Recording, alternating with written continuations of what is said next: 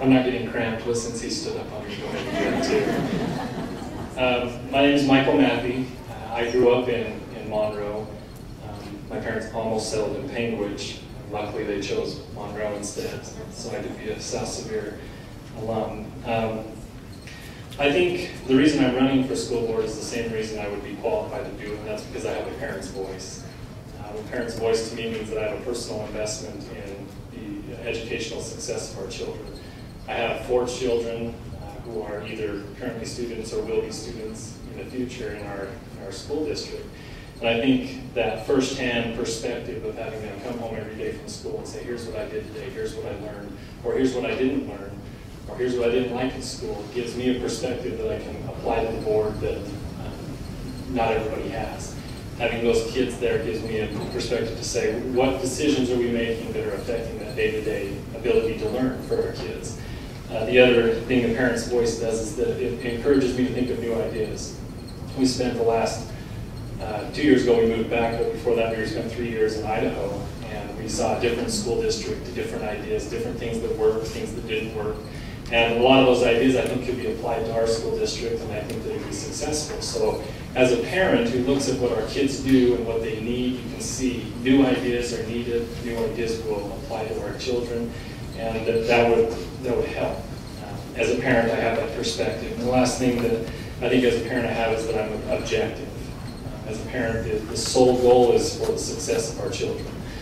I have no inside influences against me to try to persuade them to do one thing or other. It's strictly for the success of our children. And I think as a parent's voice, that's what's needed on the school board to be able to give that perspective. Like some of the other candidates have talked about their children and how important it is, Mr. Nazer and raising his children here. So I hope I can get your vote at the time for precinct 1.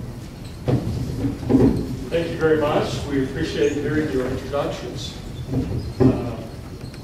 What we're going to do now is present some questions, and these questions, 2 of them, have come from readers of the Reaper. And so we'll throw those questions out. Each of the candidates will have 2 minutes to answer the question. And we've also agreed that through the course of the evening, Can't hear you. can you hear me now? All right. They'll have 2 minutes to answer the question. We've also agreed that at one time they can elect to do a rebuttal. And so they'll have 30 seconds for a one-time rebuttal. They have to pick which question they want to use that for, and they obviously won't know the question's coming, but they'll know the question they just had. So let's start with our first question. And the first question, and let's just move along the line so that everybody, maybe everybody, will have a chance to be first. Let's go to Mr. Graff, and then continue towards me in answering the questions, and ending up back at Mr. Innes. Mr. Graff, bullying can be a big issue for children. What can be done to keep children from facing abusive behavior from other children in our school district? Can you repeat that question? I didn't hear the first part. Yeah. Bullying can be a big issue for children. What can be done to keep children from facing abusive behavior from other children in our school district? If I said bowling, well, we can work on practice. Anyway, bullying is definitely a big issue. As an eye doctor, I see kids that don't want to wear glasses because kids will make fun of them having glasses on. And even though they need them, they won't wear them. It's definitely an issue, and I think that it actually starts with parents, and it starts in the classroom with teachers, and then it goes on from there. But the important thing is, you know, I think with technology, we've got some wonderful things in place to actually prevent that from happening. A lot of the camera systems now on a lot of the school campuses are really helpful in that. There are many different things that are important in the success of our children's future, and bullying can actually turn on or turn off a child as far as what they do in school. And so the success of that definitely starts with us as parents at home. and grandparents, and then we move outward from there.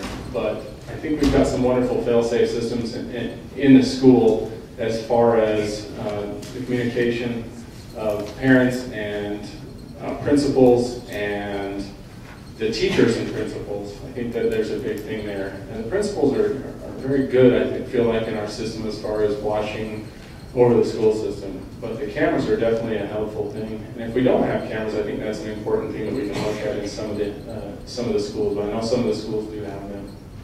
Thank you.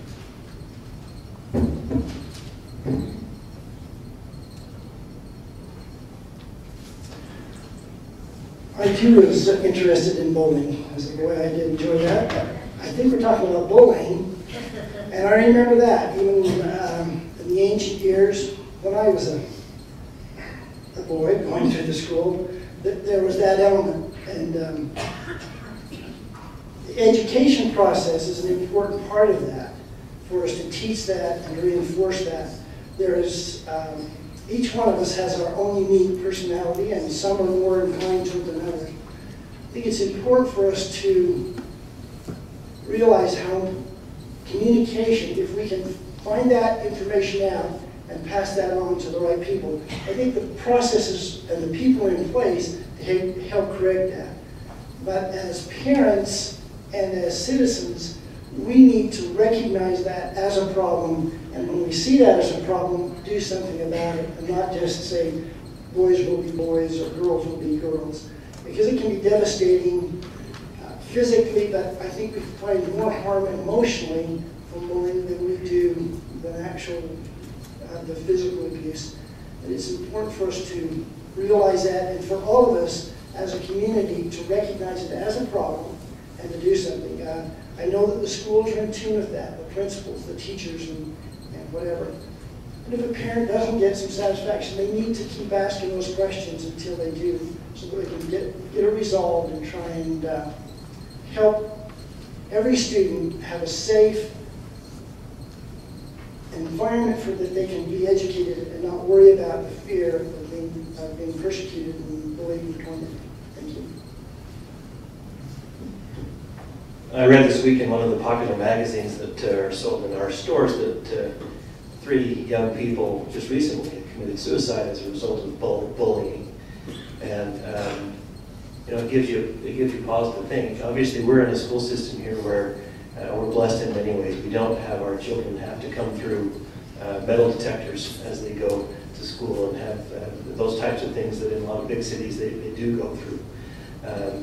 But at the same time, I think there are a couple of issues that need to be looked at with regard to bullying in our schools. And the first is to make sure that the children in the school system feel comfortable. They need to know that they're in a safe place. They need to know that, as has been said, the teachers and administrators are there for them, and that they're in a learning environment. And secondly, as was indicated with these stories of these kids who have taken their own lives, they need to feel like there's a place they can go. It's a hope that our kids who are being bullied are coming to their parents and confiding in them. If they're not, then we hope that there's a teacher or an administrator or someone that they can trust, that they can go to and get some counsel and some comfort and be able to take care of that issue. But those are the 2 issues that I see with regard to bullying. It's kind of an interesting phenomenon that has happened over the years in regards to bullying, because I was talking to a man the other day who did not recognize this as a problem at all. When he was in high school 40 years ago, like myself, bullying was there. We used to go out and have fisticuffs in the backyard all the time, big deal. It's not the same thing. I mentioned to him that the big problem, I think, one of the major problems is that it's not boys, it's girls. Girls are mean. They are mean. They may not be as physically intimidating as boys are, but they can be very verbally abusive. I know that there is a program at South Severe High School right now being implemented where students can call a number to the principal without mentioning their name and can report abusive behavior. I think that's very beneficial. There are cameras in our school buildings watching the hallways. And it's been very interesting over the last few years to have those cameras and see how those kids lie or attempt to lie about things that they actually do. And you say, well, who is that right there on the tape? It looks just like you. It's very helpful, and it is a problem. I think, as Mr. Arrington mentioned, there has to be those people in place in the school where students feel safe about going to talk about these problems and then know that those things are going to be done to help them. There are more things that we need to do. We need to look for them because it is a real problem. I think bullying comes down, in our district, we already have a policy in place to deal with bullying. That policy could use a little bit of change, a little bit of tweaking, but the enforcement of that policy is really the key, is holding accountability for the actual enforcement of the policy that's in place. It's not like we have no policy in place and that we just allow bullying and handle it on a case-by-case basis. We do have a policy in place and it just needs to be enforced for us to be able to identify where is our policy lacking. In my occupation as an attorney, I see how the law applies to different situations, and when it's got a problem, the legislature fixes it. But you have to see how that bill or that law or the rule is enforced before you can tell, does it have an issue? Is there a problem with the actual policy we have, or is it just that it's not being enforced? And I think that that's the key to being able to get rid of bullying, is to actually enforce the policy, and if it needs to change it so that it's better. The other thing about bullying is that parental involvement is crucial right at the beginning. I don't think it should be handled and, well, little John just did it, and it's no big deal, he won't do it again because we got mad at him. I think you have to involve the parents right off the bat, say, listen, Mom and Dad, your child is acting with this behavior, you need to help us change it from the home base, and then send him to school with that knowledge that he shouldn't be bullying, that he shouldn't be doing those things. It's not all the school's responsibility, and I think that the school has to do a better job of making sure the parents feel that burden. The parental involvement in all aspects of our education system is important, and as a parent, I understand that.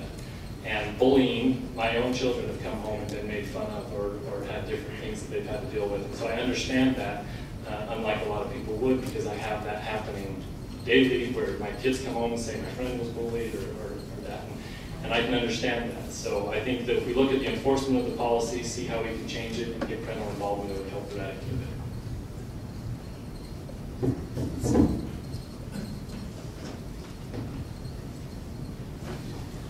We don't live in a perfect world, and unfortunately bullying does take place even in a great area like this. I agree with everybody's comments so far. Very critical that communications takes place between the student, the administration, and parents. Communities need to be involved with bullying, not just one or two people. It's a challenge that we'll face as long as we're here. The administration, Severe School District, does have some good, solid people that administer these policies, and the accountability is there, and it's a system that we all need to work together.